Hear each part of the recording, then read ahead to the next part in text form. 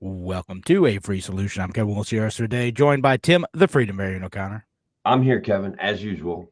Looking forward to another action-packed show. Right, like we've had some fun stuff going on Twitter. We've had some fun stuff in the world.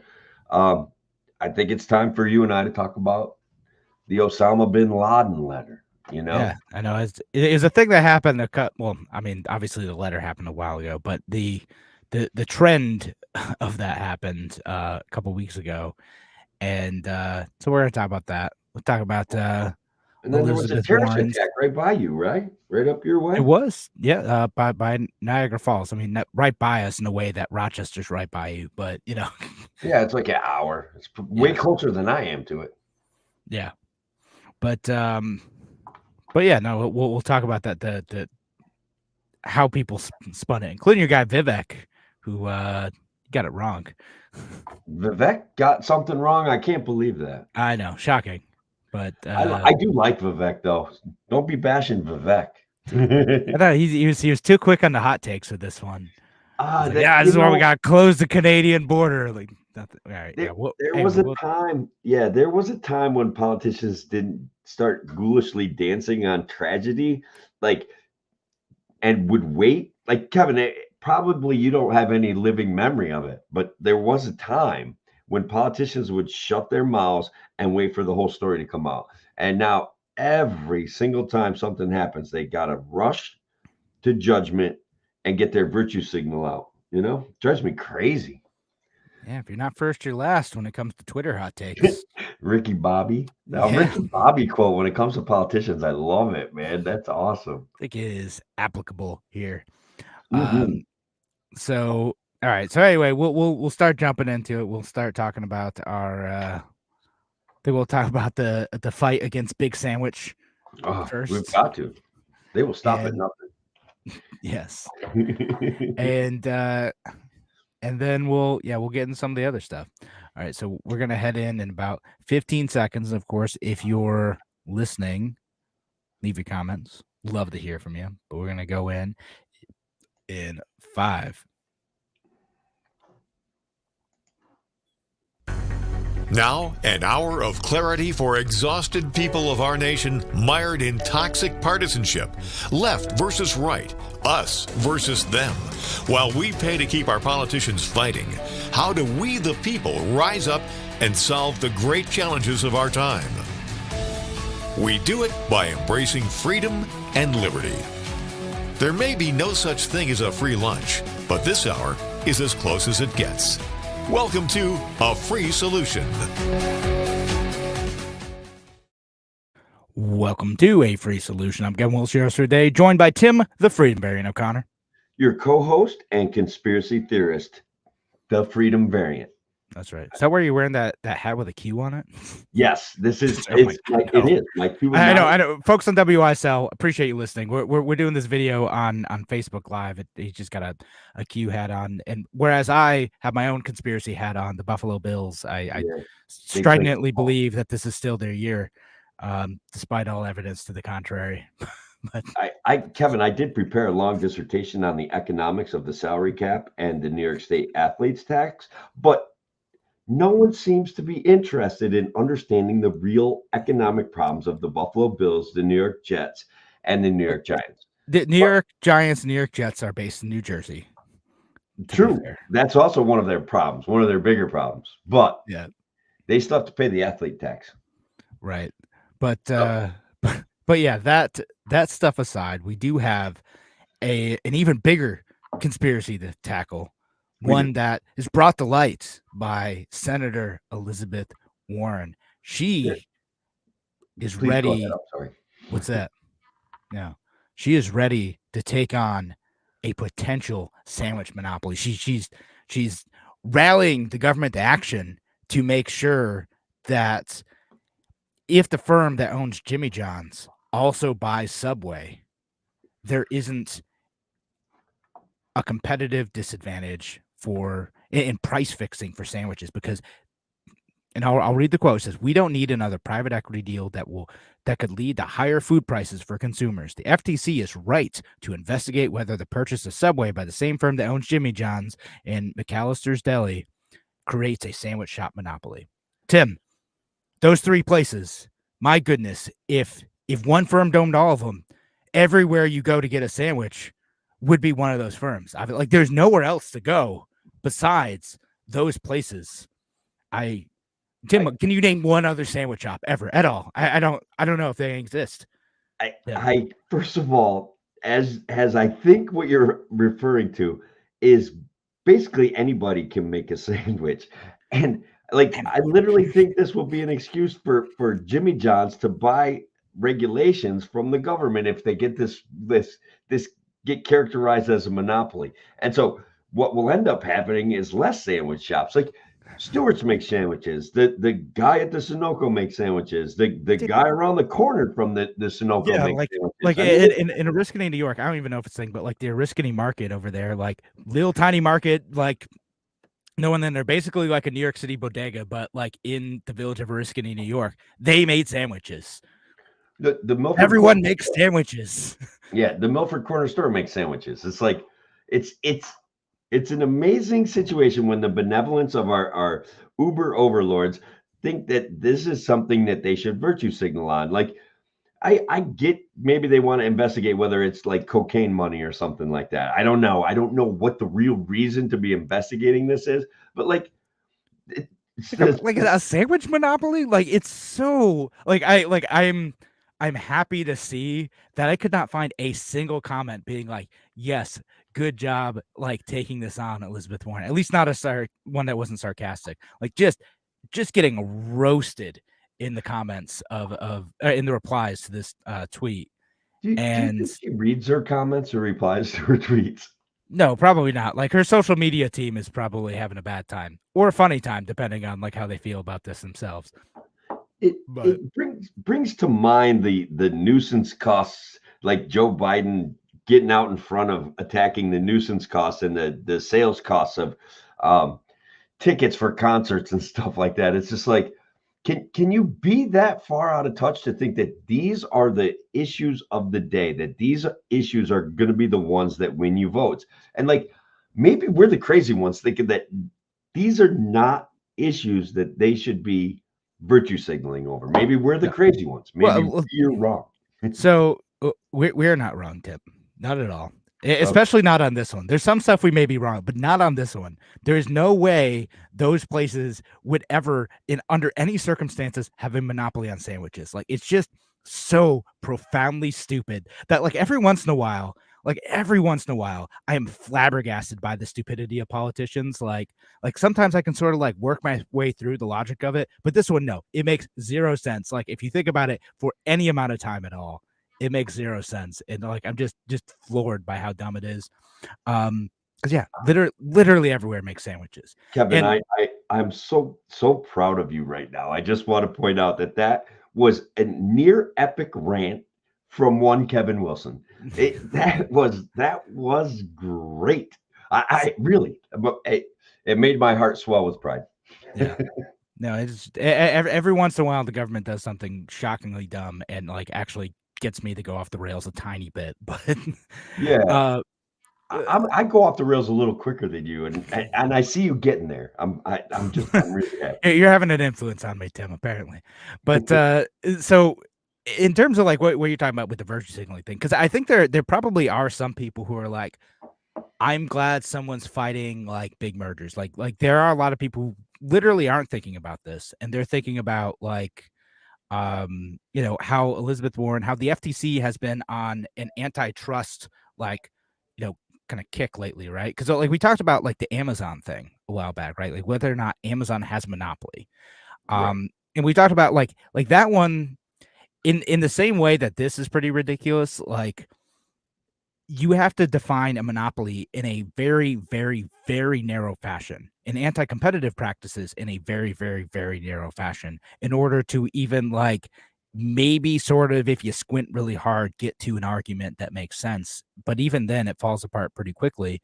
And it's the same thing. If they wanted to have any sort of claim that these folks have a monopoly, you'd have to claim that like a very specific type of submarine sandwich like is covered by these things. But even then, like I think of like several sub shops specifically in my area that make a very similar product that like destroy an argument against these being a monopoly, right? Like in Rochester, we have like DeBellas or Wegmans subs. Like everywhere makes sandwiches. Again, that's what like it blows my mind on this.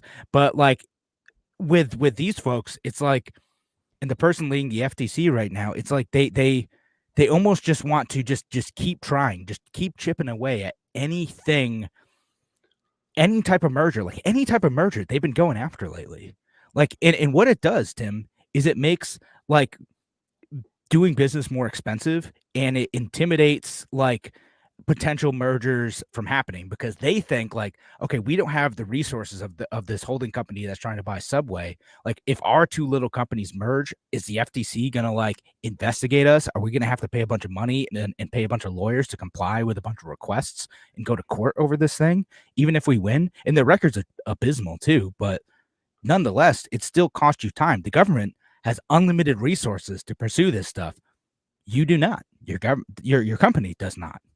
Which is a shame. Somehow we should limit the government's resources, and that, in fact, like, look, it's this white knighting thing. They're looking for an issue to be able to, the administration, the Biden administration, and the current kind of system that's in charge wants a win, right? They want to say, hey, look, we help protect you from higher sandwich prices. I mean, and I'm trying to think of the chair of the FTC, Linda Khan is her name.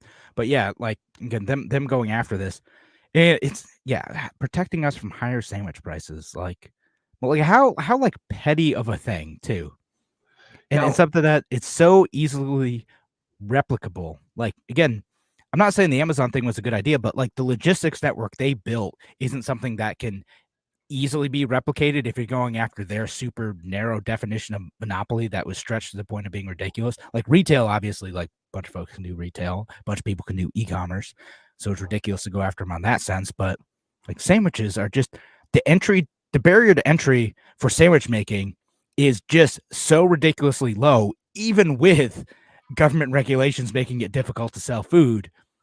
The barrier to entry is still low, and there's plenty of competitors in this space. So wouldn't, like, if you think about it, wouldn't it lend itself to the creation of like certified sandwich makers and sandwich schooling that can only be offered by the government? Like sandwich artist is going to be an official government licensed term now.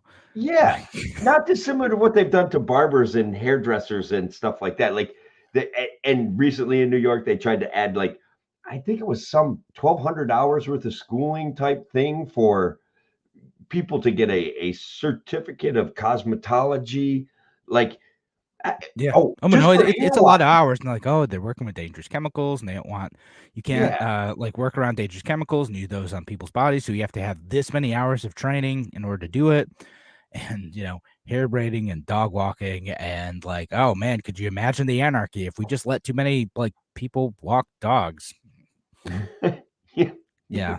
We need licenses, Kevin. And like, unfortunately, like people are easily not the folks listening to this show, not the folks on WYSL or listening to A Free Solution Online. You guys aren't this way, but a lot of people are like, well, I guess for safety, like we don't want like anyone to just like do these things, and we don't want someone to get hurt, and we don't want someone to be a victim of fraud. And like that's how a lot of people are. That's how they think of most of these licenses. Well, there must be a good reason. There must have been a lot of bad stuff going on, so the government steps in and does these things. Even though half the time, what it really is it's guilds getting together, the people in the industry getting together and say, we need to limit our competition, and so we're going to do this under the pretense of setting standards to allow people to practice our craft. And because we limit the number of people who are allowed in and set high standards and make it expensive, we're able to charge a higher price. And again, that's a normal instinct throughout history, right? Like, and I use the term guild because like back in like the medieval times, before like free market capitalism started to be a thing, like literally a group of people would, with the consent of what existed as a government at the time, and often with their own level of enforced violence, would kick out, if not harm, maim, banish competitors who tried to enter the space that they were in. So, there'd be like a metallurgical guild, there'd be, what's in that, like a farrier guild, there'd be like a blacksmithing guild. So Yeah. that was the word I was looking for, Early unions, Kevin, if you will. yeah, no, basically. Right. And so, they were trying to maintain a monopoly on their workforce and keep their prices artificially high by preventing barriers to entry. They were providing good jobs, Kevin. Yeah, right. No, they were they were preventing progress and innovation, and that's again, a lot of people, like, they look at that, they don't necessarily see anything wrong with that. They want to protect their own industry. They don't think that normal people who don't know anything could enter their job and be professional and be able to, like, deliver good service. So a lot of people within these industries, they start to think like, well, maybe we need to do so. Like, people do it in my industry too, like in advertising. People are like, well, there's a lot of, like, shady people out there who run Facebook ads and they're basically scams. So maybe we need to start certifying this a little bit more. Facebook already has some of their own certifications. Maybe that should be more of an official thing. Like, people talk about this stuff occasionally where I'm like, no, man, like, it's that low barrier to entry is a good thing. And there are ways to demonstrate through different private certifications in my field and through your record of work that you're going to do a good job. And we could do that, apply that same logic to just about everything. And I think you can, because, like, I'm on the other end of the spectrum where I'm like, you know what, pilots, barrier to entry should be at least way lower. Yeah. No, I'm with you. And look, like, Subway used to have, and I don't know if they still do, but they used to have like this Subway University where they would send good employees from every shop to get certified in sandwich making. And that was when they were up and coming. And that's like a private certification. We can get behind that. But I don't know. Like, I hear this. I agree that. Like, it's I don't know. I don't know if it, like, any of this is going to head in that direction. Like, because, like, to me, it's not necessarily talking about regulation. They're talking about, like, whether or not they're cornering a specific type of market or getting, like, too much of a market share. But I think, like, to your point though, like, people do, they talk about this stuff, or they oh my god, was it like a Freakonomics episode that was about this? I know there is one of the economic podcasts. It might have been a Planet Money one where, it basically there have been attempts in the past to try to, like, regulate sandwich making, and actually, like, what? Oh no, I remember what it was. It was related to taxes.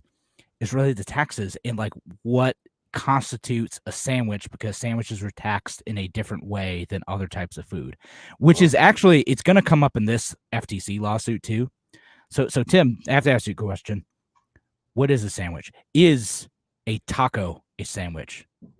Tim, go. Oh my God. Honestly, the first thought that gets in my brain is that I don't even want to try to answer that question, because I feel as though I'm inviting, like, you're inviting the vampire into your house. No, Tim, what are you, a lawyer? Answer the question. Is it taco or sandwich? Yes or no? Answer the question, sir. Is it taco or sandwich? No. Yes. No. Sort of. No, definitely not. No. Yes. Okay. Wait. No, is the correct answer. Is a hamburger a sandwich? There's a harder one. No.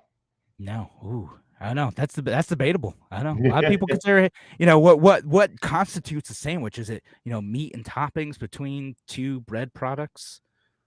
Wait a minute. Am I the lawyer or are you the lawyer? Hold on. Like, what? Well, no, but it's going to come up, right? Like, if someone's making the claim, like, again, set aside the fact that there are plenty of people who make the specific type of sandwich with, like, long bread and, like, deli meat toppings, etc. Right? Set aside that, like, they're claiming they have a sandwich monopoly. So, okay. So not only do you have to consider all of the, like, the sub sandwiches that exist out there, but also, like, what about, like, square sandwiches? Like, just kind of your normal sandwiches, like other places that make those. What about hamburgers? What about hot dogs? Tim, are hot dogs a sandwich? Hot pressed paninis, Kevin. Hot pressed paninis. So are hot dogs a sandwich? I'm afraid to answer. I think if I was to get pinned down, I would be like, well, which way would I pay less taxes on that piece of food? That's the answer. How would you pay less taxes on it? I'm gonna have to look it up during the break, because there is actually an answer to that question. Okay. Which type of sandwich-like material is lower in taxes. Because there's all sorts of funny stuff that people will do to get around taxes. Like there's like things where like if you're selling a whole pizza, it gets taxed a certain way, but if it's like not considered a like prepared food, it gets taxed a different way. There's all sorts of funny food laws about that. And listen, I'm gonna have to share like links to a podcast about that because we could go on like a whole other rant about that, and I'm only sort of half remembering it now. But I do think it is important to define what a sandwich is in this case, if indeed they're saying that this new firm with Jimmy John's and Subway and with McAllister's, I don't even know what that is. I don't think I've ever been to one of those. McAllister's. Must be out west or something like that. Yeah, McAllister's Deli. I have no idea what this is. Home of the King Club. I don't know what that is. I'm sure it's fine. I have nothing against the sandwich shop. I've just never been there, you know, and because I have other places that I can go. And I got a Wegmans sub today. It was fine. It was convenient. They could deliver to me. That's why I got it. And there's so many other options. It's bizarre to think that the FTC could be concerned about a sandwich monopoly, where they're everywhere. Your Tim, grocery store. Why on earth are we paying them to worry about this stuff, Tim? Oh God, that's a great question. Why do we even have them at all? If this is the best. You're right. Tim, so it's like you got me going down a path. Like abolish the FTC. Let's do it. Let's like just get rid of them. Get rid of them. When they're doing this type of stuff, like what are they doing? At least get rid of 80% of their staff, right? Because maybe 20% is doing something, and maybe a couple years away from retirement. You know what I mean? Like keep those people around, but get rid of everyone else. Just cut them. Then we'll know what they do, and I have a feeling we won't notice that they're gone. You know what we have to talk about maybe in a bonus segment is Vivek's plan to just like cut half of like the federal bureaucracy. We got to talk about that sometime. We haven't. I love it. We haven't talked about that. It like random. It was like based on like what is it, birthday or social security number or something.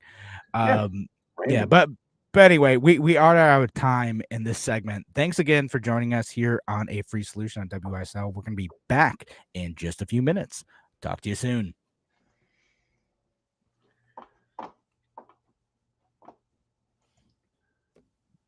This is the best they can do. Taking on Big Sandwich. We're in a lot of trouble, man. Wait, no, they have too much free time. They're not like the budget enough. You know, they're looking for fights. Like I am sure there are actual like, shady practices that like the FTC could be going after, right? Sure. Like just like I'm sure some of that actually exists somewhere, and maybe they're doing some of that work. But like Linda Khan, like she's so ideologically fixated on like setting her legacy of being a person who is taking out monopolies that she's just like picking fights that don't even make sense. Like just makes zero sense at all. Like this one is just like it's the biggest stretch. Like a lot of them have been stretches. Like because there's this thing, there's the Amazon thing, there's a Microsoft thing not too long ago. Like the Microsoft thing was fun. Yeah. That was great. Like aren't they just kind of I guess I want to call it virtue signaling, but they're kind of like fixating on pretending to fight for the little people while they're filling their campaign coffers with corporate cash. I mean, isn't that this is like again, this is one of these core areas where you and I kind of like differ. Like to me, it's like that old like that C.S. Lewis quote where like he's talking about how like the person who thinks they're doing good is more dangerous than the person who is like either indifferent or evil, because the person who thinks they're doing good is going to keep pursuing, is going to keep like harassing you. And again, I know I never remember this quote despite the fact that I bring it up like once every 3 months. But I'm convinced that most people are that, and I know you're convinced that most people are like, oh, they must be in it for their own power or their own like ability to like get extra wealth on the side or something, campaign donations. To me, like I'm convinced Linda Khan probably thinks that she is a savior, that she is a Teddy Roosevelt trust busting, like, legend out here. And Yeah. she is the hero in her own story. And that makes her so much more dangerous than someone who's just doing it because they want to make an extra buck. I could see where you're coming from there. And I respect it a lot. And I like being walked back off from my edge, my Alex Jones edge, where I'm just like, they're all crazy, they're all stealing from us. But then I get to this point where the evidence just appears like incontrovertible. Okay, Nikki Haley makes a ranting war speech at the RNC debates, and then is bragging the next day on Twitter that she got $1 million. Okay, like we've raised $1 million on my 5-inch heels, kind of. I'm going to stab Vivek in the face, kind of thing. And it's like cause, effect, action, reaction, sales, commission, just like that. I mean, yeah, she got a bunch of people excited about going to war. That's I think like some of that, like you're right. Like you're partially right. Like some of that is like, the defense industry folks, right? Who are like, this is the person who is most likely to make sure that I can make a buck, right? Like I think that there's part of it. Yeah. There are other people who are true believers, right? And I'm talking about like just the donors, not Nikki Haley herself. I honestly have no idea if she is a true believer or what, or if she's just layering on a persona to get the power and then, whatever, right? Like she gets in the history books, I guess. But I think there are a lot of true believers who are probably donating to her, who are like, she's going to keep us safe. She's the one who's sensible on foreign policy. She's the one who's going to be tough and like project American power throughout the world and reinforce American hegemony. Like Yeah.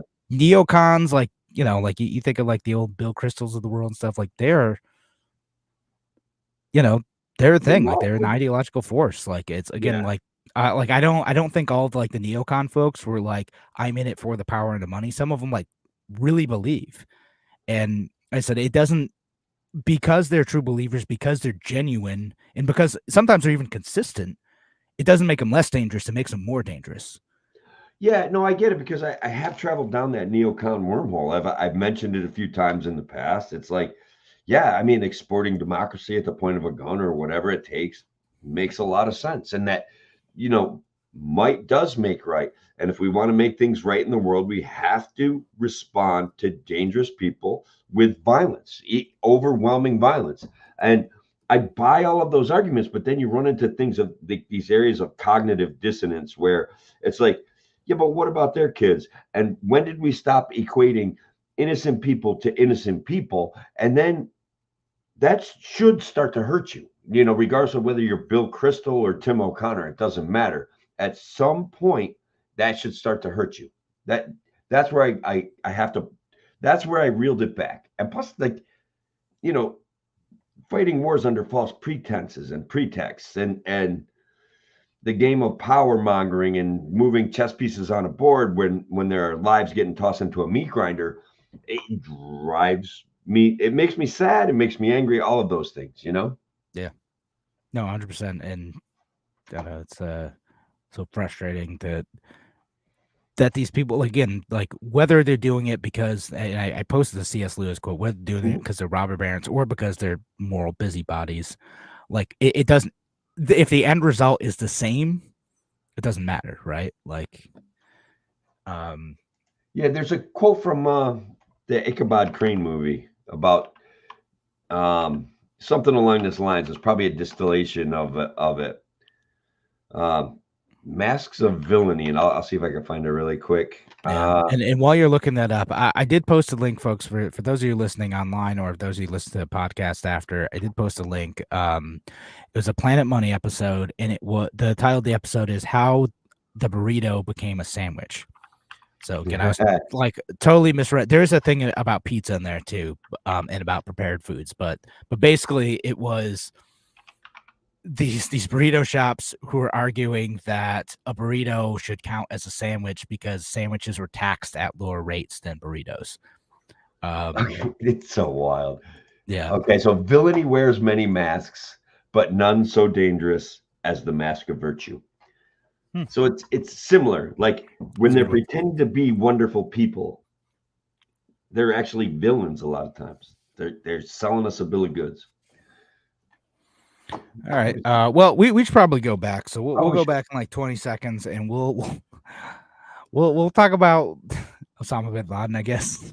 Talk about that We guy. should talk about that. I think that it's a good one for our WSL audience to digest and think about. And we live in a reactive society, and you and I, one of our jobs is to kind of try to make people less reactive. So Yeah. I'm looking forward to your take on it, though. Yeah, that's it. I think we have different takes, so we're Okay. gonna see how it goes, but it's gonna be good. It's gonna be a good discussion, I think. So if you're listening online, appreciate y'all. Shelly, I saw you jumped in. Good to see you, Shelly. Good to have you here. But we're gonna go back in 8 seconds.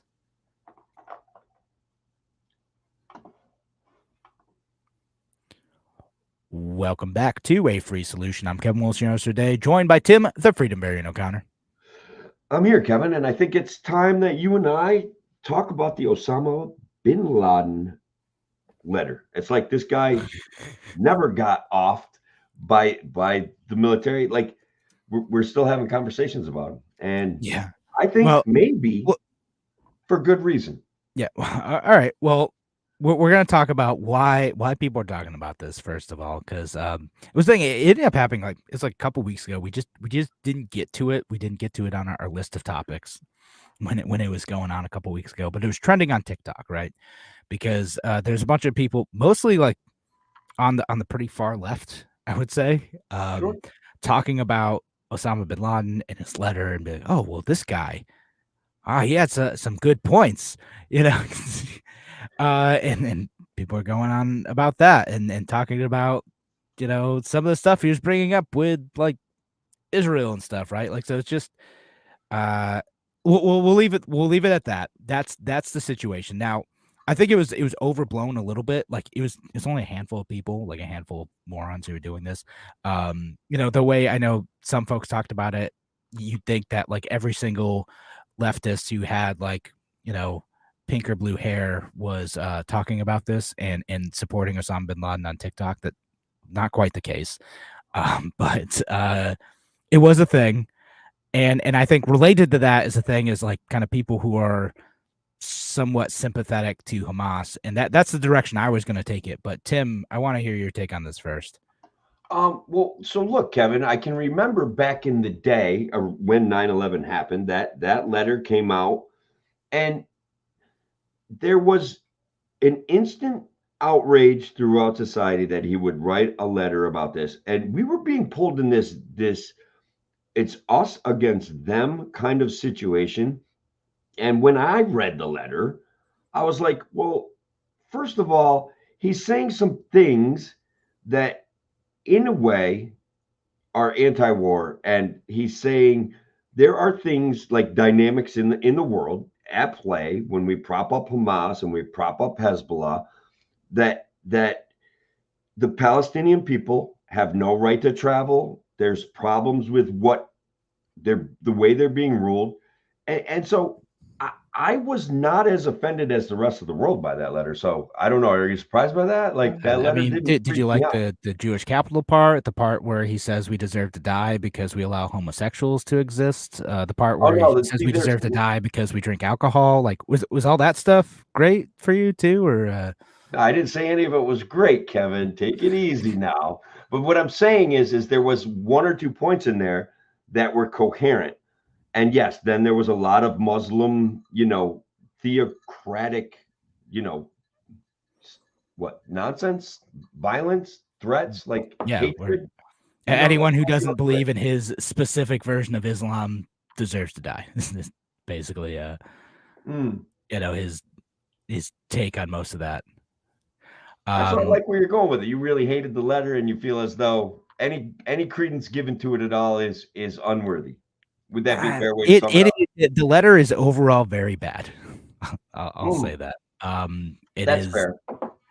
you know, and like so this thing like there's I think there's kind of two somewhat points that I can see, not to the letter itself, because Osama bin Laden was a bad guy. We do not, in fact, have to give any credit to Osama bin Laden, like, ever, because that guy just he stinks. He's a bad dude, like, bad dude.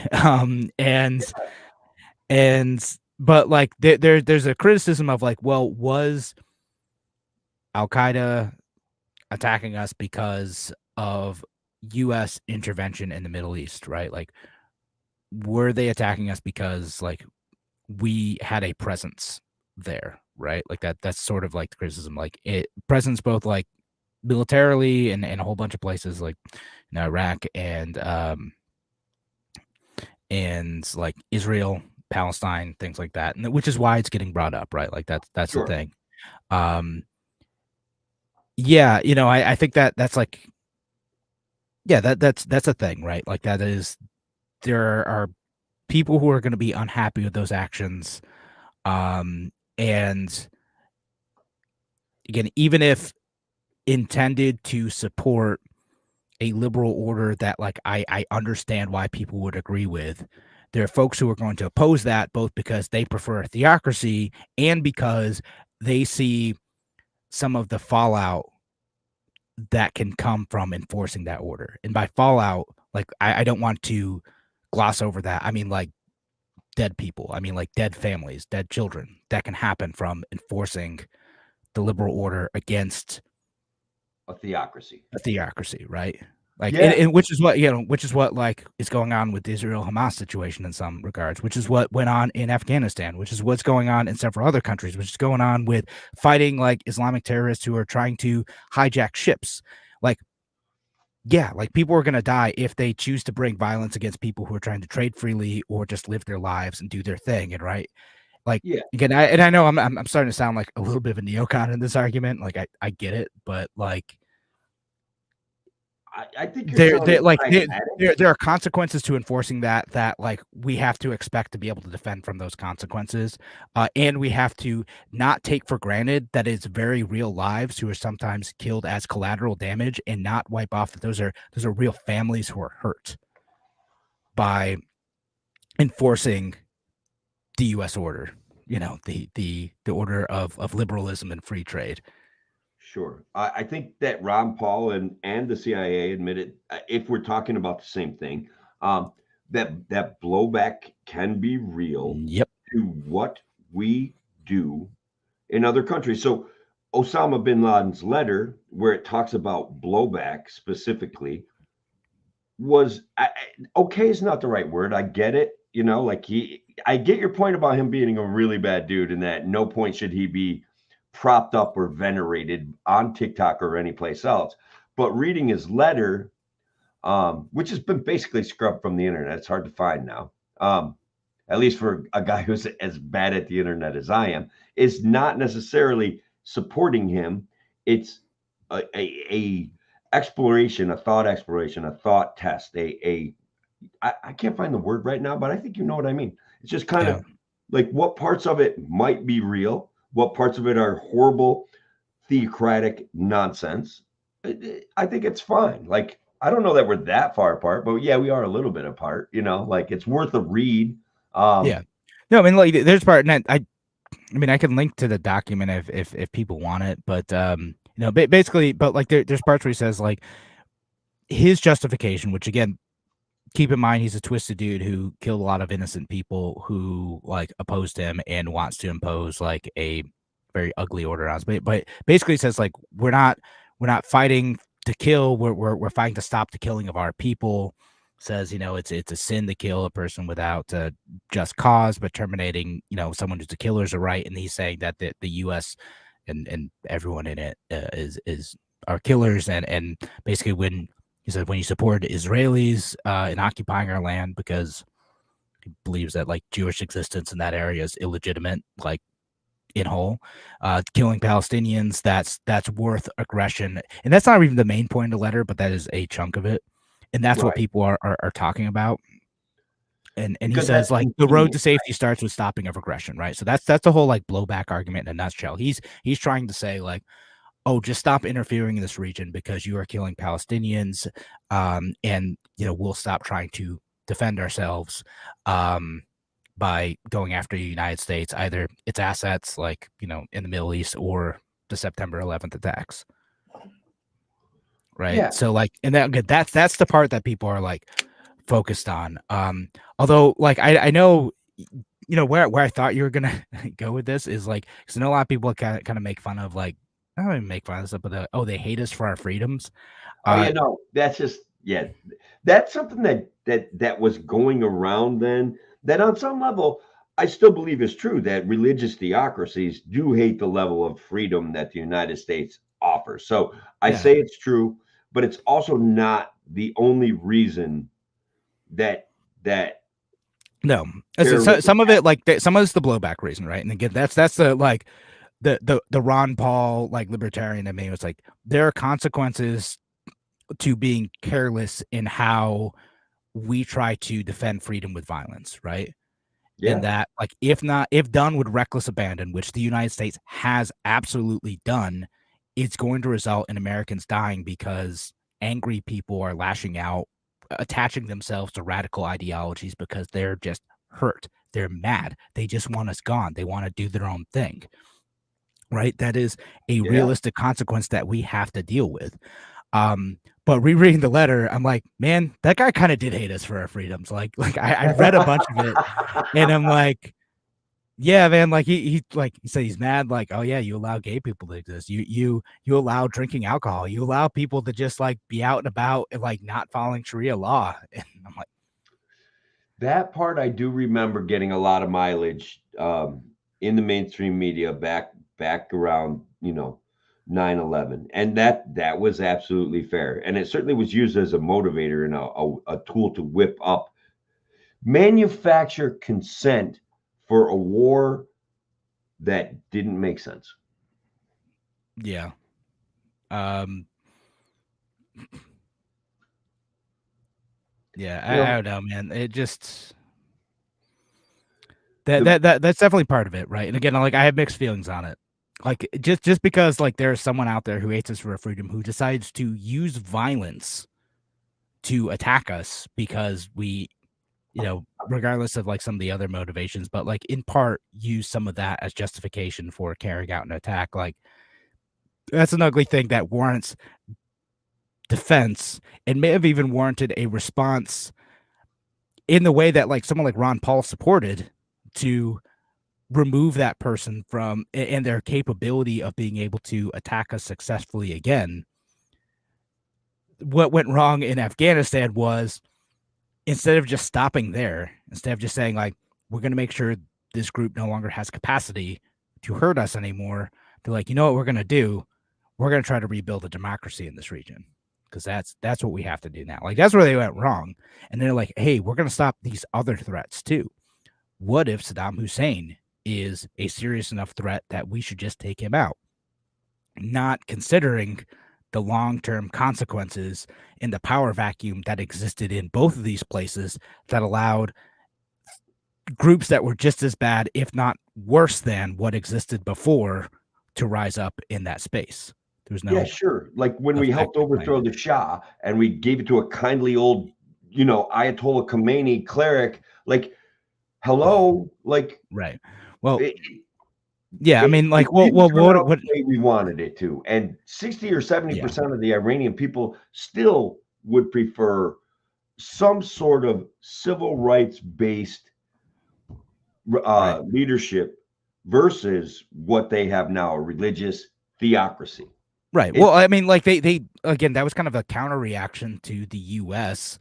like installing like a powerful leader like in the Shah there, with over the democratic processes that were allowing someone somewhat more left leaning to exist. Right. Like, yeah, had you just allowed that to like kind of swing a little bit in that direction, it probably would have swung back, and instead, you ended up with a very serious counter reaction to fundamentalism, that the people of Iran who are Iran are struggling with today, right? Like, because a lot of them, you're right, they do seem to want out of that system, but I know it's the argument's been made, Kevin, and this is the conspiracy theorist in me, and go ahead and like that we allowed the Shah to get overthrown because the Shah was participating in a potential nationalization of the oil fields in Iran. And so the end result is the oil fields have been nationalized. Like we didn't prevent it. You know what I mean? Like we did nothing. Yeah, So, no, I mean that's exactly it. Like we didn't accomplish anything. It's just that there's a lot of hubris involved in American foreign policy. Hubris is a great word, brother. For this, Yeah. It really is. And having like a bit more humility and realism sometimes might do us some good. We could try it anyway. Yeah. So like I'm generally there. Like we try to do too much. Again, I get the argument for enforcing like the liberal order and stopping bad people, but that's not always possible or wise to try to do that with the means that the U.S. has tried to do that. Like force doesn't always work. Create power vacuums, right? And who's going to fill a power vacuum? Like the most vicious, brutal people that have power available. That's who's going to fill that power vacuum. That they're going to be the ones who are able to grab power the fastest, right? Because they're the most violent, because they're the most willing. Yeah, that's it.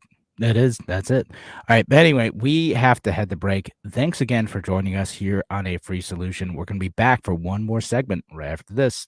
Talk to you soon.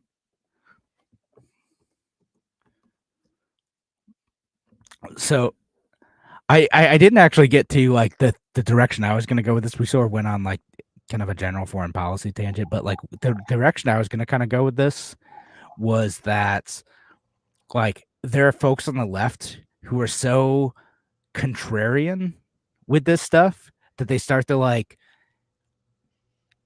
praise and share the ideas of people who are fundamentally opposed to like what they would otherwise advocate for. Oh, that would have been a great point. I'm sorry we didn't get there. That would have been cool. It's all right. So this is going to be the bonus content, and we'll share we'll say at the next the WYSL thing, like, hey, Tim said I had a good point during the break, so like y'all gonna have to subscribe to the podcast to get to that. But like so like this is the left wing version of that. The right wing version of that, right, is like when you get some libertarians who are like so opposed, so against the U.S. government that they start like believing what like China says, and like what Venezuela says, and I'm like, no, you're too far. Like, just guys, like, stop, hold on for a minute. Just like remember, the Chinese government is not your friend. Like they're the opposite end of the spectrum to us. You've gone too contrarian. Like, stop. Yeah, no, that's a good point. And look, I fully admit that I have a much more reactive personality, like to these situations. And sure, you said it really well one time when I was making fun of Adam Schiff, and he made some comment, and you're like, "Oh look," and I like this comment, and you were like, "Oh look, one of the worst people in the world said something I agree with."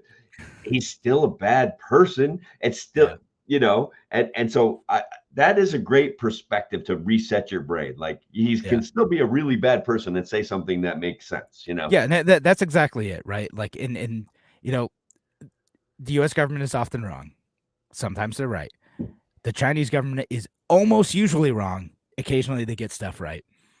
And but you should probably lying and saying something good to like take advantage of a crevice or a crack.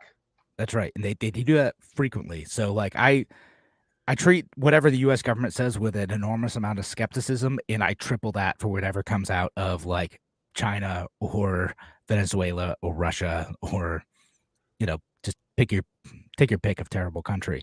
And so like libertarians will weirdly do this. Like Ron Paul will do this stuff occasionally, which drives me nuts. But like this is the left wing version of that, where like they're so interested in criticizing the American government and the Israeli government. They're so like dedicated to the pro-Palestinian cause that they sort of lose the plot sometimes.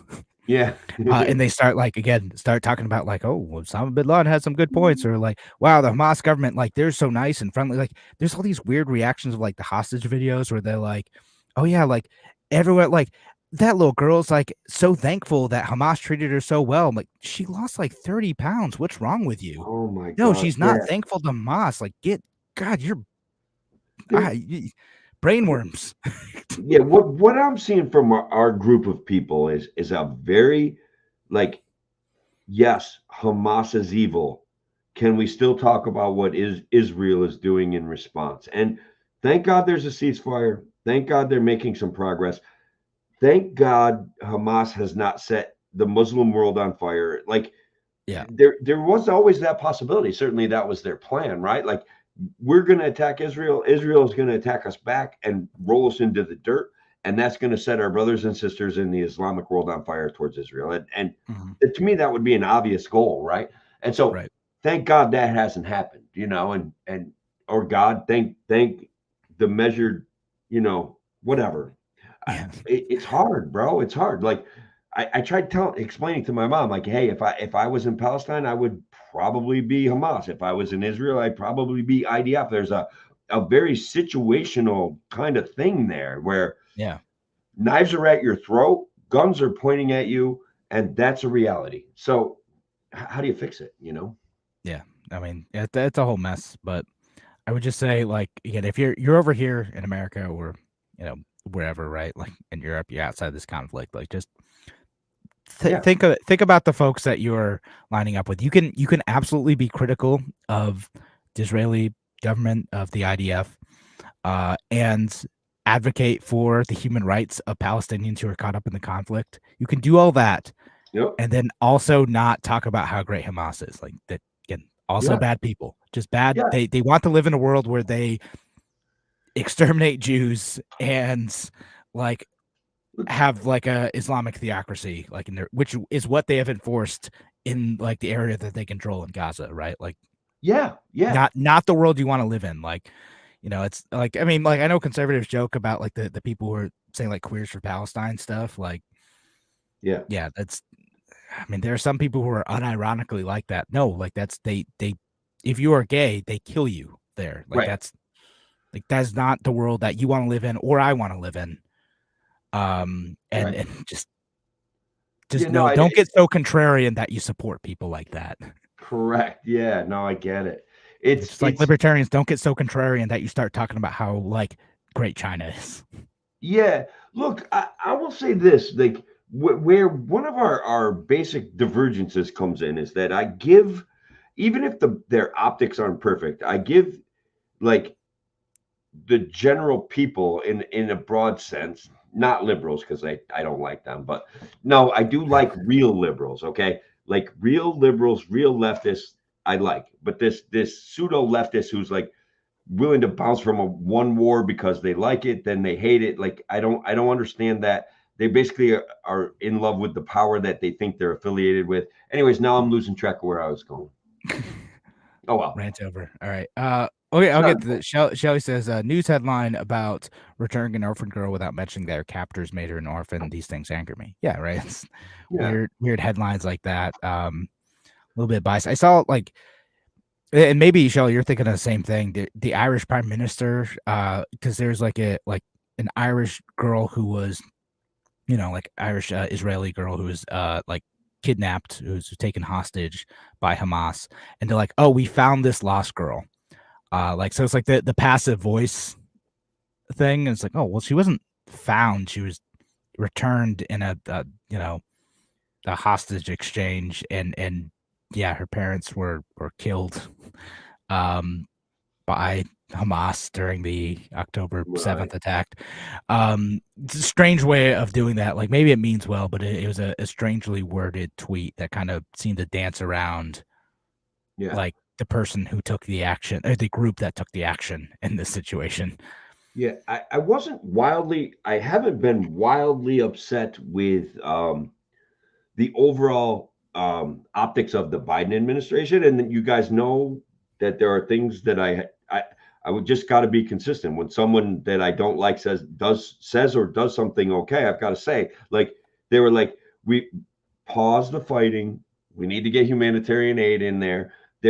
That gets back to equating innocent civilians to innocent civilians, right? Yes, Israel has the right to defend themselves. Yes, innocent people are there. Like, yes. So I haven't hated their response here. It doesn't mean I'm going to vote for the guy.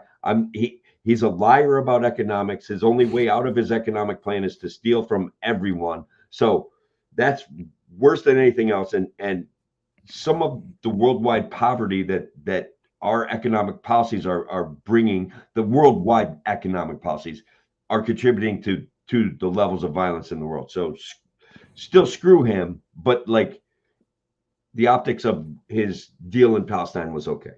But So with Biden specifically? Well, no, I think I would give the Biden administration My credit. administration, yeah. So like, him and Blinken and the whole Secretary of State diplomatic corps. Yeah, they've said some dumb stuff too, but the goal of stop fighting, we're going to take humanitarian aid in there. Yes, we're going to back Israel. I think that's a sufficiently nuanced position that I did not get upset over it. Yeah, no, actually, I it's funny. I said this, while I was walking my dog earlier to my wife. I was like, man, like Biden, well, at least his administration in this case, like, it's kind of been okay.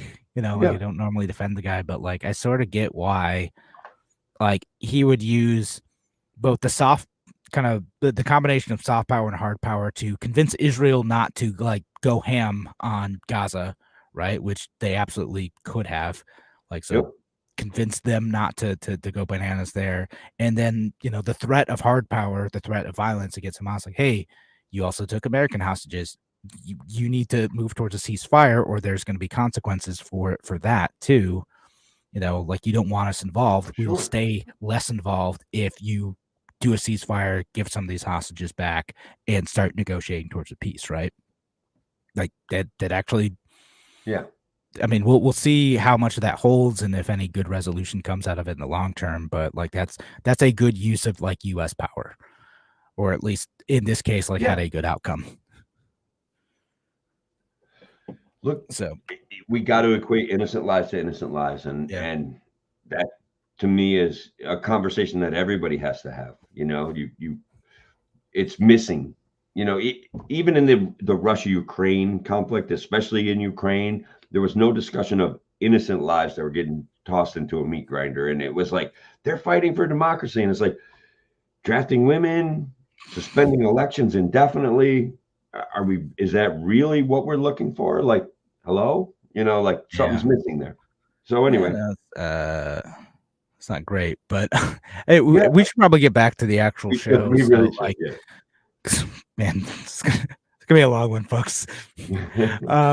So we'll go back at 58. We're gonna talk about that thing that happened in Niagara Falls last week, and we got a couple other stuff too, like the voucher stuff. I got my rapid fire stuff just waiting here, Kevin. We're ready. Talk about some other Vivek Ramaswamy things because he's gonna come up during the Niagara Falls discussion. Okay. Gotta bring him up, like. No, he's a fellow who has hot takes. All right, we're gonna go back. 3, 2, 1. Welcome back to A Free Solution. I'm Kevin Wilson, your host today, joined by Tim, the Freedom Barrier O'Connor. I'm here, Kevin. And look, this last segment's kind of a rapid fire, kind of mostly for fun. But like, look, man, there was a big terrorist act. Terrorist? Question mark up there near the old Peace Bridge in Buffalo, near the gambling casinos. Like when you jump over the bridge, you can start gambling, right? Certainly, jumping. Unfortunately, it's that was like what everyone thought it was. Is like everyone came out with their hot takes. There's an explosion at the Peace Bridge, and immediately everyone jumped to, could have been a bomb, and. There's all these politicians, news organizations, who immediately jump to like this is a terrorist attack, and then they jump to their other talking points about like the border, and like we need to stop. And I told you Vivek was going to come up. I'm going to read his tweet, and it's still up. Oh no. I didn't want to hear his actual words because I was going to defend him. I was going to loosely defend him. I know. It's a lot easier if you can pretend he didn't say something. But I'm going to read his tweet. And he said, now, I've been saying it for a long time, and I will say it again. We must secure our northern border, too. If you've forgotten frontier of the border crisis, it's a forgotten frontier of the border crisis in our country. And he was saying that in relation to the explosion at the Peace Bridge.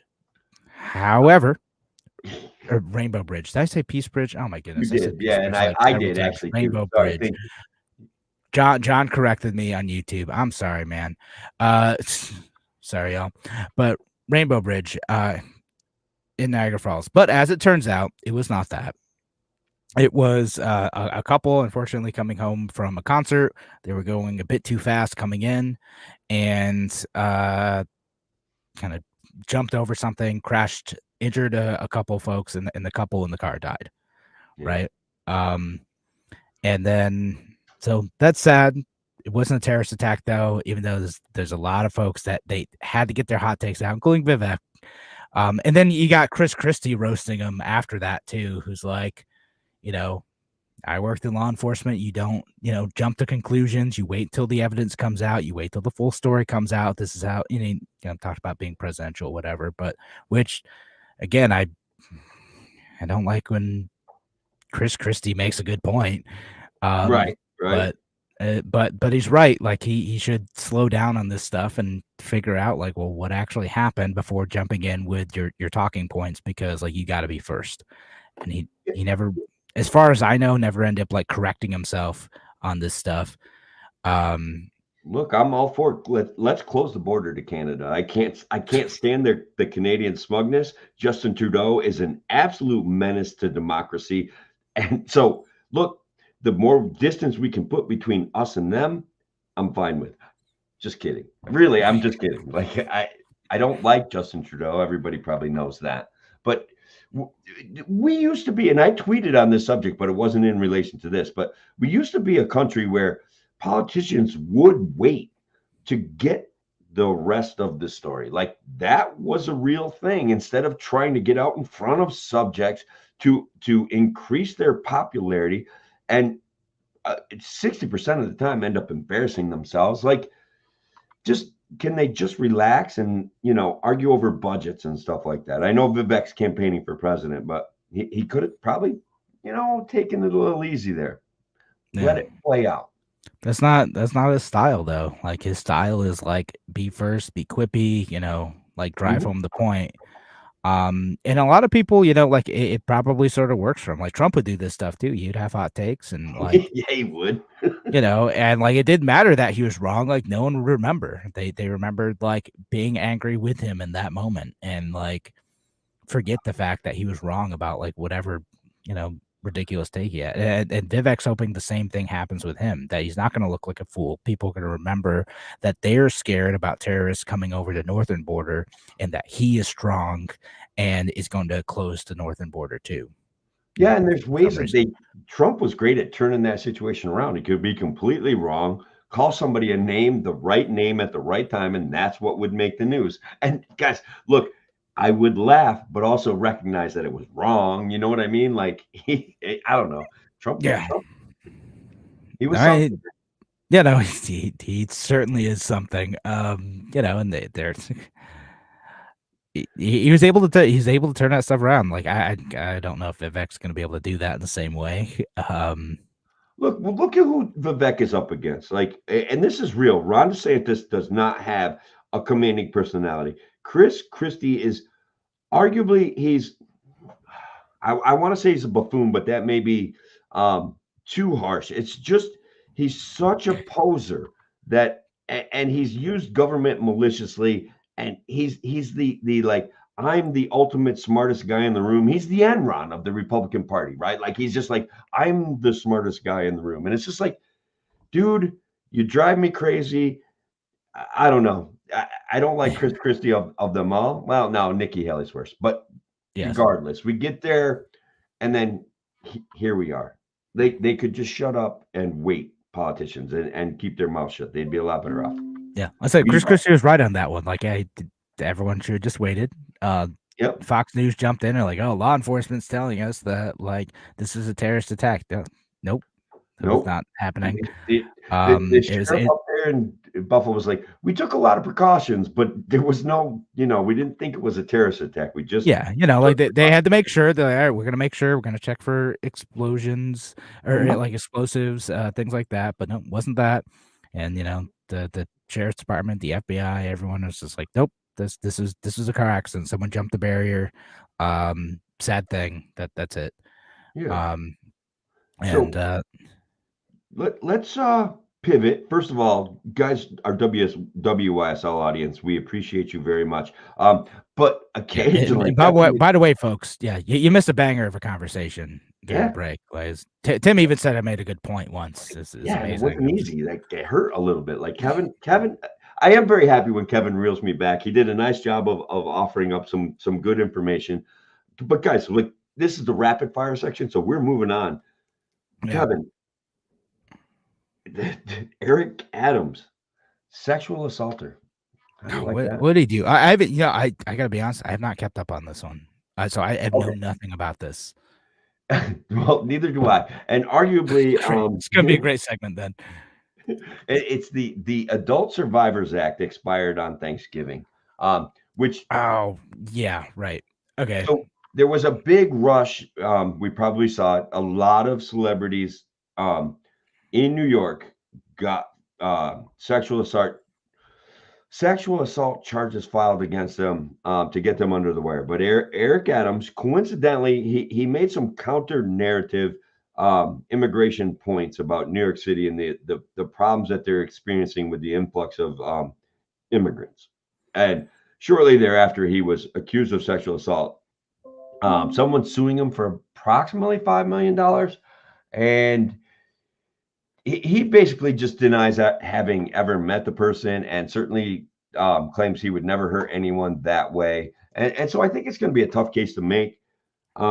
We saw what happened to Andrew Cuomo, which I enjoyed, but none of it came to fruition, Kevin. So I thought perhaps it wasn't true, but I did enjoy the fact that he got tossed into a political meat grinder, and because that guy was just trouble, which is petty of me, I recognize, but I can't help it. Yeah, I mean, there's a lot of stuff going around with Cuomo, and some of it seemed plausible enough, even among folks on his side, that they're like, maybe you should just call it, and yeah, the point of like the law that you're talking about, which is interesting, is basically they allowed, I think, criminal and civil charges to be filed for past sexual assaults up to a certain point right before Thanksgiving. And so a bunch of those things dropped the day before the expiration date. And like, I know part of that was they some of them assumed people would come forward for Trump too. That's, what folks have talked about. I don't even know if anything did come out for him, but yeah, for a handful of other high-profile folks, that was a thing. And so yeah, I don't know. Eric, like, that is one of many of Eric Adams' problems. He's under like a different FBI probe for other stuff, for like the lobbying from Turkey is what it is. Yeah, that's interesting thing. Again, I haven't really kept up on it a bunch, but like the FBI had like like raided him, and he's do you see? So the conspiracy theorist in me says that he started to run counter narrative to the power structure, and now he's experiencing a lot of problems. Tim, that's always your theory. He opposed someone who was in power. No, not that. Like, maybe this dude like could have just been sort of corrupt. Like, maybe he was doing some shady stuff, either on purpose or on accident. Because there's stuff that's, like I said, there's stuff that's like malicious, and there's stuff that's just like sloppy. Hey, Kevin, I stand on the fact that he's entitled to due process. Don't get me wrong, but I do see some glorious instances of the FBI being politicized throughout history, like overzealous prosecutions that come back and blow up in their face. So when a guy gets audited who's a political figure that's running counter narrative or gets what do you mean? What counter narrative do you think he's running to? Like, what's that? I'm sorry. What counter narrative do you think he's running again? Oh no, he just got kind of negative about the immigration situation in New York City. That's right. That's about it. He was like trying to shake down the administration for more money. That's So, all he was doing. Yeah, because that's kind of my take on it too. It's like it's like he almost doesn't even care. He's just trying to get more federal money for it. It's and a look, game. you could be completely right, but my way is way more fun. Just want to be clear about that. It's not always a conspiracy. Like not Yeah, but a lot of times it is. like I said. I know that like to me, like I know you and I see the world in different ways. Like you see conspiracies. I'm more like almost everyone in government is a foolish ideologue or an incompetent butthead, and probably both. Like it's just there's a I whatever actually agree nefarious. with you on that as well, though. I agree with you on that as well. Yeah. There And was a as I big, said, huge most Twitter dangerous of all is kerfuffle. competent ideologues, but that's a whole other thing. Look, we don't have to argue over that. We agree. It's beautiful. Yeah. I caught wind of a Twitter kerfuffle, Kevin. Basically, in Texas, they defeated a proposed voucher system to help deal with what I'm calling failing government schools. And guys, here's where I get crazy. We have a conservative and a liberal both completely agreeing that vouchers for school are bad. One, the liberal, specifically Gene Wu, sends his kids to private school and does They not always want do. children to have choice of schools anything resembling what his kids have because he does not want to force poor parents to pay for it, which is a weird kind of take No, because that's the whole point of vouchers, that they don't have to do that. it was a very weird take. But then the other guy, the conservative, Brett Gillori, does not want to lose the Friday night lights aspect of public school in Texas. It's like, and guys, Friday night lights refers to their huge adherence to football programs, even from a young age in Texas. Like people have argued that it's like, hey, we've got a lot of failing schools, and so we force these kids to play football, and that's why we get a lot of great football players. Like it's kind of like, I don't know, the communist in me gets a little bit upset about that argument. I don't know what to say. Yeah. The communist in you. Yeah, Tim. Without public schools, without government, how would kids play football? There's no other way it could happen, Tim. There's no such thing as private leagues anywhere. Like Pop Anywhere, Warner's like ever. owned by the government, right? Like I'm pretty sure, right? Like I just assumed that was a government program. Yeah, but Pop Warner doesn't have $10 million facilities or $15 million facilities with big, huge lights. Like, it gets dark early in the winter on Fridays, Kevin, even in in New Texas. York, but Yeah, no, even in Texas. even in Texas, I don't believe it. They still need lights, bro. They still need lights. I don't know.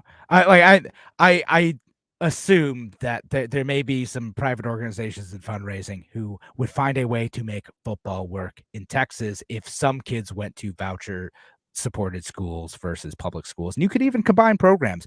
There are ways to do it. But that said, we're going to have to explore the ways to do that after the show. Thank you, WYSL audience, for listening. But we're out of time on the radio show. We're going to keep going on the podcast version. Have a great night, folks. Thanks for listening to a free solution. Take care.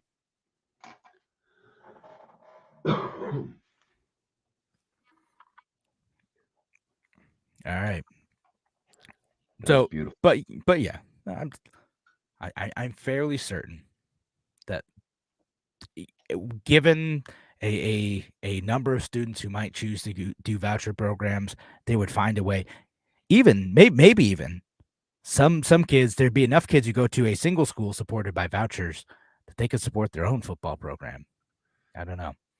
I know they don't get the big stadiums like subsidized by like local taxpayers. I get it, but like there may be less of that. I guess I don't know. There arguably there doesn't have to be less of that if they get enough. That could be its own line item then. Like you have the community stadium, like, and I mean, first of all, like setting aside that's bullshit anyway. Like there are lots of private sports complexes. Like there's a very nice, robust hockey complex in Rochester. I know it's not a football field; it's different, but but it's supported by, it used to be the Bill Gray's hockey complex. Now it's like the Tim Hortons hockey complex, and Yeah. it's a nice thing. It has a bar in it. It's great. Like I love. Oh, I love My it. cousin played on a travel league, and I would go and see them when they would head out to Rochester. So I'd go have a bar at the you know It's a the place miracle. there and watch the game. It's a good time. But like stadiums, like same thing. Like there are lots of like private sports organizations who are able to build stadiums, and in absence of massive government subsidies for these types of projects, someone's going to see that as an opportunity, in the same way that the NFL in some cases uses their own money. The teams use their own Yeah. money to build stadiums. Like the LA stadium was that. The Buffalo stadium is not going to be that, but there are several organizations that have built their own stadium. It is possible. New York Central Mutual in Albany, or just outside of Albany, has a facility that's amazing. Like kids play soccer in it all winter long. Kids play baseball in it all winter long, and they just do it for advertising, right? Like this, and it's great advertising. There's on Saturdays, there's probably 8,000 people that go in and out of that place, seeing the New York Central Mutual sign and this kind gesture. So I think that they probably did very well on their advertising. Yeah. That Yeah, program. you got all these naming rights and stuff, and then there's advertising opportunities like within like the places themselves. Again, hockey, you got a whole bunch of boards around the place you could sell ad space for. There's people in and out, there's tournaments. Like in addition to like the league fees and the stuff to like pay for like the actual use, there's lots of advertising space in these things. Like it's Yeah. people get so weird about sports stuff. Like sports can be self-sustaining on their own. Like it's possible. We've done it before. Like there are numerous examples of this. We neither need to subsidize the heck out of like NFL programs or even high school sports programs. Like Arguably, the subsidies take away from our local communities. Like we used to have decentralized. We used to have a semi-pro baseball team. We used to have a semi-pro football team right in Oneonta, New York. And I feel that the monetary pressures brought about by supporting big stadiums and stuff like that kind of made it too expensive for these things to continue to exist. And it's a bummer, really. It used to be so much fun. I remember like I had buddies that were like, all right, I'm going to be an Oneonta Indian this year. And I'm like, oh my God, good luck with that. And that was our football team, So wow. Good luck with that, guys. And they'd like lose weeks of work from a sprained ankle or a busted shoulder or whatever. And it's like, all right, well, you're living the dream, man. Yeah, I mean, I guess if you're having fun, like if you want to be want to do his thing, but I know. I played softball. I played a lot of softball. Yeah. No, I play volleyball, like, and I'm gonna hopefully, fingers crossed, be able to do a new league soon. But same thing, like, how do they pay for it? Well, league fees, and like they sell advertising too. Like they have like big beer banners all over and stuff. And they have indoor courts all year long. It's great. It's a fun time. Sand courts. So it's like playing on the beach, but like dustier and stinkier. Yeah, maybe we should do this one next show. But Kevin, how much meat, arguably, give or take, do you eat a year? I don't know, whatever an eighth of a cow is. So it's like 30 pounds of ground beef plus like 20 steaks plus, I don't know, a bunch of, I mean, it's, yeah. Right, I eat a decent amount of like beef plus like whatever chicken I eat plus, Yeah, the UN is coming after you, brother. Like they are not. They are unhappy with the amount of protein by way of animal that Americans eat. They are very unhappy about it. They've come up with some great statistics about the agricultural industrial complex throughout the world. It is like 30%, 40% responsible for all of the pollutants produced that are contributing to global climate change. And so Americans, they're going to in a very tersely worded and strongly worded letter, are about to ask Americans to stop eating as much meat. They're pretty upset about it. Sternly worded. Yeah, I saw that, and I ended up getting distracted. I was going to tweet out the old Captain America, the "No, I don't think I will" GIF. I don't think I will. I like that one. Yeah. Yeah. Also have to find that again so I can send that out. But yeah, just okay, cool. Yeah, I get your point. I'm probably not gonna reduce how much meat I consume. Mostly because I'm an abundance guy, as in like I think that we can use technology to solve our problems, and we don't need to resort to scarcity and poverty and a lower quality of life. I want everyone to be able to eat as much beef as they want to, if they choose to, right? If you don't want to eat beef, okay, cool, whatever, like do your thing. Yeah. But I want everyone to be able to do that. And whether that's through reducing, the environmental impact of like cattle raising, or I'm even fine with lab grown meat. Like I'm Yeah. fine with that too. If they make it taste good, fine. I don't care. Like whatever it is. Yeah, I think people should be able to There's we'll go back to one of our earlier shows. The gods of scarcity. Like they want to impose scarcity on us, and I don't know why more people don't respond negatively to it. Does that make sense? Like they're yeah. awful, horrible people who trade in envy and want to impose scarcity on the most technologically advanced society that this world has ever seen. No. Those people, like, yeah, we've talked about those, like, because that's where I sort of cross the line, and sort of sound like you. Like some of those people, like, they're so ideologically unhinged that it jumps into the realm of like evil to me. Like you Yeah. want people to suffer, and like it's almost like a religious dogma where like they have to atone for the sin of abundance that has had some consequences for the Earth's environment, instead of like finding new solutions to that to leverage technology. They think like we need to return to some idyllic age of like poverty, where people suffered and died young and sick and miserable to like atone for the sin of humanity. And like Yeah. that's how some people are, and those people are screwed up. Yeah. I want to offer one challenge. You said it's almost religious dogma. I challenge your use of the word almost. I Almost. challenge it It's because fully. these guys are freaking nuts, man. They make ancient Mesopotamia look sane. These guys are nuts. I mean, all right. Yeah.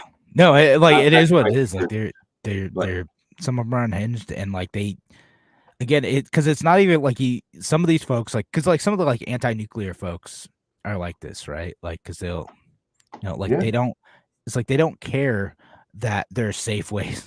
um, yeah, someone make Greta Thunberg go back to school. she needs to go Yeah, to school, man. She's making a mess of things too. She's like now she's moving away from climate crisis and getting into politics, and then like standing on her climate crisis creds, which arguably I'm not sure what yeah. they are. I don't know. She's driving me nuts. Well, That's all. again, she's kind of riding the like I'm a kid, and kids are like the ones who are innocent and optimistic and blah blah blah, right? Like it's this whole thing. Like we give extra weight to kids in political situations sometimes, but kind of her included, although she kind of gave like some credence for a little bit to like the pro nuclear side. I don't Sure. think she ever came around. There's a lot of incentive for her to not come around, given the circle she runs in. But Right. there's these folks who, again, they don't care that there's an option to like fix the thing that they want. Like what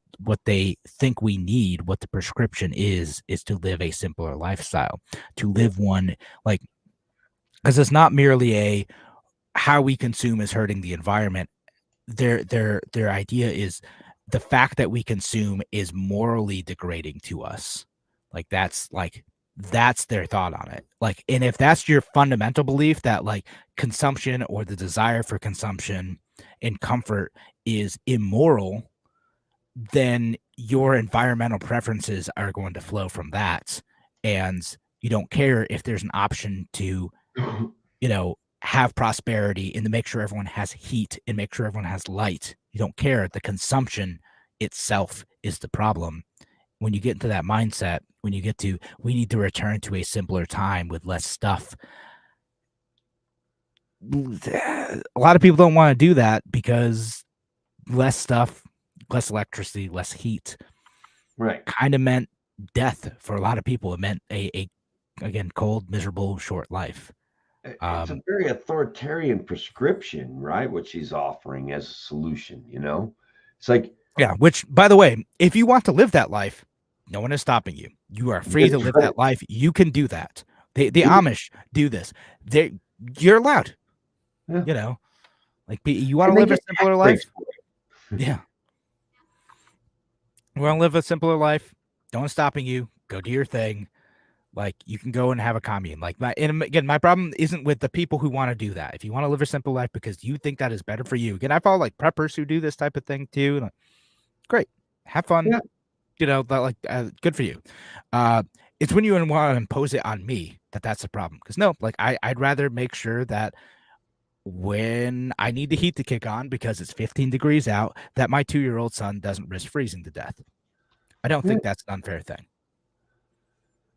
Oh, I don't think you're being unfair. Kevin, they have drones that can carry deer out of the woods. I mean, we're there, right? We're at human flying cars. Like Wait, I'm that telling can you. carry deer out. Like deer out of the woods, how? Like a deer is just like chilling and like a drone is like picking it up and the deer's like, No, what the you hell's got to shoot the happening? deer Or first, right? You okay, gotta yeah. harvest the I deer. was curious if it was a hunting thing or just like a deer like alien abduction experience thing. Oh man, no, Because that's what I was picturing at first. Is like the I deer just guess I like, could introduce that a what little is bit. what is lifting me up right now?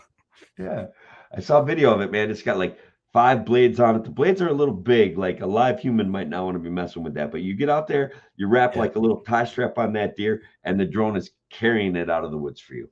Yeah, I mean that's actually pretty awesome. Because like I'm sure you've experienced this too. Like I'm not a hunter, but like some of my neighbors and like friends are, and like I remember like my neighbor he like shot a deer. Like he's like, all right, hey, Kevin, it's like 3/4 of a mile out. I cannot. It. He was huge. It's like I can't get it out myself. Like you're 17. Like I need help. Like can you help me carry this back? Right. So like him and I just like dragging this deer through the woods. It's just heavy as hell. Yeah, I had a very similar experience, right? I was out hunting and I've never shot a deer, just to be I used to hunt a lot when I was a kid. And I had one opportunity. Somebody's shooting at a herd of deer just ahead of me, and they knocked one down, and I took a shot at it, but it was his deer. So, anyways, this guy, I don't know, he's probably my age, right? Comes running up, and we're carrying this deer out. He's like, he's trying to drag it, so I start helping him, and he's like, "This is the biggest deer I've ever seen," and it was honestly, Kevin, it was a freaking monster, right? He's like, "It's a state record. It's a state record." We're trying to drag it up over logs and stuff like that. Yeah, right. This thing was so heavy, right? And he took it in to get it checked out, and it turns out it would have been the third largest whitetail ever harvested in New York State, but it was interbred. So it was not a purebred whitetail. And he was right. It was an absolute monster. It was huge. So drones might be able to help with that situation. And drones would have been awesome for that. A Yeah, tractor. right. The guy had tractors. I'm not sure why we didn't drag it to one of his little roads. But whatever. We were pretty Right. Well, excited. like I mean, it depends on where you are, right? Like sometimes, like all right, like you've got to bushwhack, like a quarter mile just to get to like this thing. Yeah. And then like drag it to a spot where a vehicle could get in. Yeah. No, it was something, man. Yeah, But it's fun though. Yeah, I mean, it sounds fun. Listen, I've never actually been hunting. Like I've helped people like bring deer in, but I've never actually been hunting myself. There's nothing against it. Just haven't. Like I said, when I was younger, I used to love it. It was a great way to spend 4 or 5 hours on a Sunday afternoon, But as I got older, it would be like, well, what I'll do instead is go hunt down $20 and buy me a steak. You know what I mean? Like back, I used to say it as $10, but now I have to say 20, because of inflation. Gosh darn inflation. Yeah. All right. I was gonna bring up Vivek's like government bureaucracy cutting plan, but we're at an hour and a half now because I think we talked quite a bit during the breaks. So yeah, we did. It was great. Yeah, they were cut it off. Thanks, folks, who joined us for the live stream. Appreciate y'all being here. Appreciate y'all listening. We're gonna call it a night. Have a good night, folks. Take care.